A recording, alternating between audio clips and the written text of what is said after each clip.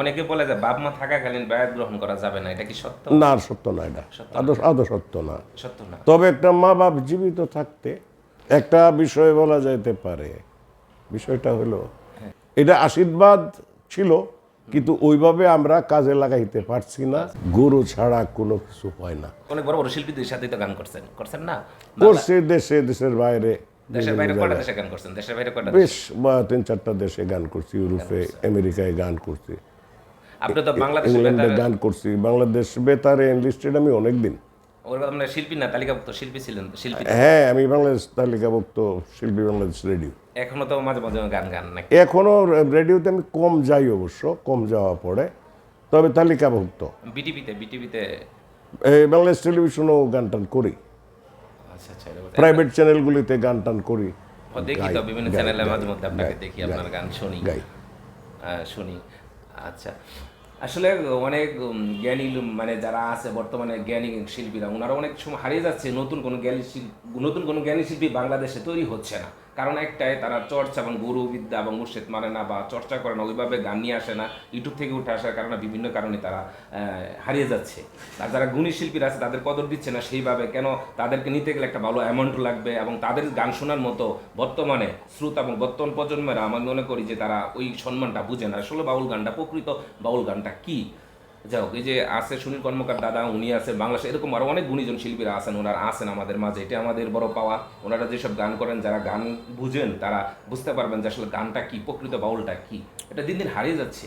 একটা বিষয় বলা যাইতে পারে, বিষয়টা হলো প্রযুক্তি ভালো। আমরা বর্তমানে যে উন্নতশীল দেশে, জ্ঞান বিজ্ঞানে এত উন্নত, বিজ্ঞানের দুইটা জিনিস আছে, আশীর্বাদ এবং অভিশাপ, দুইটাই আছে। কিন্তু সঙ্গীতের জন্য বেশিরভাগই দেখা গেল এই প্রযুক্তিটা এটা অভিশাপ বয়ে আনছে।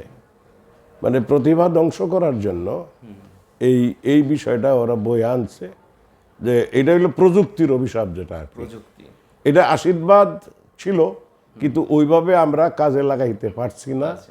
এটার কুরাস্তায় আমরা কাজে লাগাচ্ছি, এইটাই অভিশাপ। মানে একটা সময় আপনাদের গান আমরা সিডি ডিভিডিতে বা টেলিভিশনে দেখতাম, এখন হাতের মুঠি আমরা পেয়ে যাচ্ছি ইউটিউব, ফেসবুক, যে কারণে মানুষ মূল্যায়নটা একটু কম করে। পাওয়াটা কোনো দোষ না, পাওয়াটা কোনো দোষ না। আচ্ছা, প্রচার হবে, সেটাই তো কথা। যেভাবেই হোক, প্রচারটা হোক, কিন্তু এই প্রচারটা যদি সঠিকভাবে না হয়, তাহলে এটা তো প্রযুক্তির অভিশাপ বলা ছাড়া আর কিছুই নাই। হ্যাঁ, কথা সব বলছেন, ঠিক কথা। যাই হোক, অনেক মূল্যবান কথা বলছেন। তো দর্শক সবাই ভালো থাকবেন, সুস্থ থাকবেন। দাদার আর অনেক প্রশ্নই আছে জানার। যাই হোক, দাদা আজকে একটু ব্যস্ত মানুষ, আরেকদিন আড্ডা দিব। তো দাদা, দর্শকদের উদ্দেশ্যে বলেন যে আসলে বাউল গানটা দর্শকরা কি মানে কিভাবে নিবে, যে আপনারা যে আছেন গুণীজনটা আমাদের সামনে। এখন বাউল গানটা নিয়ে যদি আমি বলি, বাউল গানটা একটা পরম্পরার বিষয়। পরম্পরা হইল গুরু শিষ্যের যে পরম্পরা, এটাই মূল বিষয়। এটা পরম্পরার থেকে যদি কেউ বেরোয় আসে, তাইলে প্রকৃত একজন বাউল শিল্পী বা মূলধারার একজন শিল্পী তারে বলা যাইতে পারে। সে যদি কোনো পরম্পরার থেকে না বের হয়, তারে কোনো বাউল শিল্পী বা মূল গানের শিল্পী সেটা বলা যাবে না। আচ্ছা দাদা, এখানে একটা প্রশ্ন, কোনো মানুষ যদি গান শিখতে চায়, সে যদি কোনো উস্তাদ ছাড়া বা কোনো গুরু ছাড়া কি সে গান বিদ্যা বা এরকম কিছু করা যাবে, পারবে? গুরু ছাড়া কোনো কিছু হয় না, হয় না। না। এটাই যে অনেকে বলে যে বায়াত না হলে মানুষের মানে সমস্যা, এটা বায়াতটা সম্পর্কে মানে বায়াত তো হলো, মুর্শিদ ধরা। বায়াতটা তো হলো বিক্রি হয়ে যাওয়া, নিজের একজন মুর্শিদের কাছে সমর্পণ করে দেওয়া। আচ্ছা আচ্ছা। তো সমর্পিত দেহ না হইলে তো সঠিক মানুষের পর্যায়ে সে পড়ে না। আচ্ছা আচ্ছা। না, অনেকে বলে যে বাপ মা থাকাকালীন বায়াত গ্রহণ করা যাবে না, এটা কি সত্য? না, সত্য না, এটা আদৌ সত্য না। সত্য না। তবে একটা মা বাপ জীবিত থাকতে একজন চৈতন্য বা একজন ভালো মুর্শিদের হাতে তার নিজের সন্তানটারে তুলে দেওয়া জরুরি। মা বাপ থাকতে মা বাপেরই সেটা করা উচিত। মা বাবার করা উচিত। যদি মা বাবাকে না বলে মানে ছেলে বা সন্তান গিয়ে পীর মুর্শিদ ধরে ফেলে, দেখে মা বাবার কথা শোনে না, মুর্শিদের কথা শোনে, তাহলে এটা কি হবে? ওটা কি গ্রহণযোগ্য হবে? না, মা বাপের কথা তো শুনবে না কেন? না, অনেকে আছে না, ছেলে মেয়ে বাপ মার কথা অবাধ্য চলাফেরা করে, আবার পীর মুর্শিদ ঠিকই না না না, তাহলে সে মুর্শিদও মানে না। এইটাই বলতেছে। না, অনেক সময় যে তেল দেওয়ার জন্য মুর্শিদে পায়ে পড়ে। না না না, সেইটাও সে করেন না আসলে। সেটা আমাদের বেদবি আছে, বেদবি সেটা না? করে না। হ্যাঁ, এটা আমি বলতেছিলাম। এরকম দুই একজন আছে যে অনেকে পীর মুর্শিদ মানে খুবই মানে কিন্তু বাপ মার সাথে বেদবি করে, বাপ মারে খাওন দেয় না, খরচ দেয় না। না না না, সেটা তো হইল না। সেটা বলছি, সেটা কোনো যুক্তিতে না না না না, সেটা কোনো যুক্তিতে পড়ে না। তো মানুষই হইল না সে। মায়েরে বাবারে অবহেলা করা, তো মায়েরে বাবারে অবহেলা করে তো গুরু দিয়ে সে কি করবে? না, কথা ঠিক।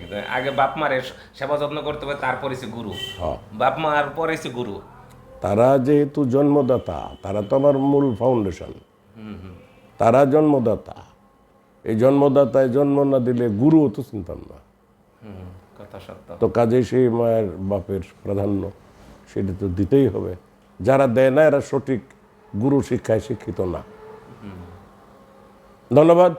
আচ্ছা, ঠিক আছে দাদা, তাহলে আপনি অনেক মূল্যবান সময় নষ্ট করলাম। তো না, ভালো থাকবেন ঠিক আছে। আর দোয়া করবেন ইনশাল্লাহ। আমরা দোয়া করি দাদা আমাদের মাঝে অনেকদিন বেঁচে থাকুক, আল্লাহ দীর্ঘায়িত করুক এবং আমাদেরকে নতুন নতুন গান উপহার দিও। শেষবার এক কলি গান দিয়ে দাদা শেষ করে দিই, যখন আপনার লেখা কোনো একটা গানের এক কলি দিয়ে শেষ করে দিই। আর আর কোনো গান না। আর গান না, আর কোনো গান না। আচ্ছা, যন্ত্র ছাড়া আসলে গান হয় না। যন্ত্র ছাড়া হয় না গান, হয় না। এমনিতে তো দর্শক গান সবাই হয় না। ভালো থাকবেন, সুস্থ থাকবেন। আমি সাদ্দাম হোসেন সম্রাট বিদায় নিচ্ছি। আবার কোনো প্রোগ্রামে দেখা হবে ইনশাল্লাহ। আল্লাহ হাফেজ।